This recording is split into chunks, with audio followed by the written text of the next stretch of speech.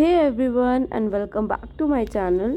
तो आज हम डिस्कस करेंगे about the mid day meal scheme. तो मिड डे मील स्कीम में पहले हम क्या करते हैं, इंट्रोडक्शन डालते हैं कि इस स्कीम के बारे में लिखते हैं, इस स्कीम में क्या क्या इंक्लूड हुआ था और क्यों इंक्लूड हुआ था और इसके ऑब्जेक्टिव्स क्या थे, किन किन जो स्टेट्स हैं उन्होंने इसे हमें सपोर्ट किया था और पहले कितने बच्चों से स्टार्ट हुआ था, कहाँ पे स्टार्ट हुआ था, ये हम इंट्रोडक्शन में डालते हैं। नेक्स्ट आता है हमारा हिस्ट्री ऑफ द प्रोग्राम कि हिस्ट्री क्या थी, मतलब कहाँ से ये हमने लिया था और किस कंट्री से हमने ये अडॉप्ट किया था, कब लिया था, ये सब हम अपने हिस्ट्री ऑफ द प्रोग्राम में डालते हैं। साथ साथ मैंने इसमें जो रिलेटेड फ़ोटोज़ हैं, जैसे कि प्रोजेक्ट रिलेटेड हो गया या फिर कंटेंट रिलेटेड हो गया, वो फ़ोटोज़ मैंने इसमें पेस्ट करनी है। Next is rationally. तो रैशनली क्या होता है बेसिकली कि क्या क्या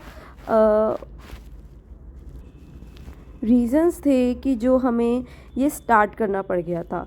मतलब एक तरह से हम कह सकते हैं जो तर्क कि क्या क्या रीज़न्स थे क्यों ये स्टार्ट करना पड़ गया था, रैशनली में हम वो इंक्लूड करते हैं।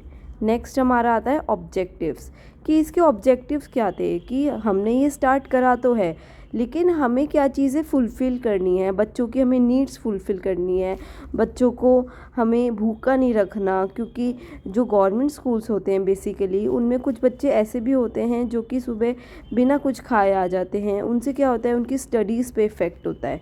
तो इसलिए भी जो मिड डे मील स्कीम थी वो इंट्रोड्यूस हुई थी। नेक्स्ट हमारा आता है न्यूट्रिशनल गाइडलाइंस कि जो ये मिड डे मील स्कीम थी इसमें न्यूट्रिशन का बहुत ख्याल रखा गया था। तो क्या क्या इसमें गाइडलाइंस आई थी, किस अमाउंट में विटामिन्स होने चाहिए, आयरन होने चाहिए, फॉलेट होने चाहिए। तो जो न्यूट्रिशन था वो उस अमाउंट में रखा था कि बच्चों को हेल्दी बनाए और बच्चों की जो कॉग्निटिव डेवलपमेंट है, यानी कि जो उनकी मेंटल डेवलपमेंट है और उनकी जो फिज़िकल डेवलपमेंट है वो भी अच्छे से हो। Next up is monitoring and evaluation. तो फिर इसके लिए अब इतना बड़ा प्रोजेक्ट इंट्रोड्यूस कर रहा था तो इसको मॉनिटर करना भी बहुत ज़रूरी था कि इसके फ़ायदे क्या हो रहे हैं या फिर इसका कुछ रिज़ल्ट आउटकम निकल के आ भी रहा है या नहीं आ रहा, तो ये भी करना बहुत ज़रूरी था। तो उसके लिए एक पूरी टीम बनाई गई और डिफरेंट जो एनजीओज़ हैं उन्होंने अपने को आगे फॉरवर्ड करा। तो ये सब हमें इसमें डालना है। Next up is the evaluation process. तो इवैल्यूएशन प्रोसेस, अब इतनी बड़ी स्कीम बनाई थी इतने अच्छे लेवल पे, इतने बड़े लेवल पे, तो उसका इवैल्यूएशन तो होना ही था कि बच्चों को इसका फ़ायदा भी हो रहा है या फिर ऐसे ही जो फंड्स हैं वो वेस्ट हो रहे हैं और इसके बच्चों पे पॉजिटिव इफ़ेक्ट क्या आएंगे, इसके नेगेटिव इफ़ेक्ट क्या हो रहे हैं और जो काम है वो अच्छे से हो रहा है नहीं हो रहा, जो टीम्स बनाई हैं, जो कमिटीज़ बनाई हैं वो अच्छे से काम कर रहे हैं या नहीं कर रहे, इसमें ये सब आपको इंक्लूड करना है। Next up is financial assistance कि इतना बड़ा प्रोग्राम का जो फाइनेंशियल असिस्टेंस है वो कौन करेगा, उसके लिए जो कमिटीज़ हैं या फिर हम कह सकते हैं सेंटर गवर्नमेंट है, स्टेट गवर्नमेंट है, वो सब मिलके इसका फाइनेंस करते थे। Next up is implementation model. अब ये पहले क्या था कि 4-5 स्टेट्स में इम्प्लीमेंट हुआ था और हर एक गवर्नमेंट स्कूल में इम्प्लीमेंट हुआ था, यानी कि बहुत बड़े लेवल पे हुआ था। तो इसका क्या था कि अलग अलग मॉडल्स बनाने पड़ गए थे, जैसे डिसेंट्रलाइज मॉडल, सेंट्रलाइज मॉडल। इसमें क्या था कि कुछ कुछ फंक्शंस आपके सेंट्रल गवर्नमेंट को दिए थे, कुछ स्टेट गवर्नमेंट को दिए थे, कुछ लोकल गवर्नमेंट को दिए थे, इसके बाद ये इम्प्लीमेंट करा गया था। तो इसके लिए डिफरेंट जो मॉडल्स होते हैं वो बनाए गए थे। Next up is international assistance.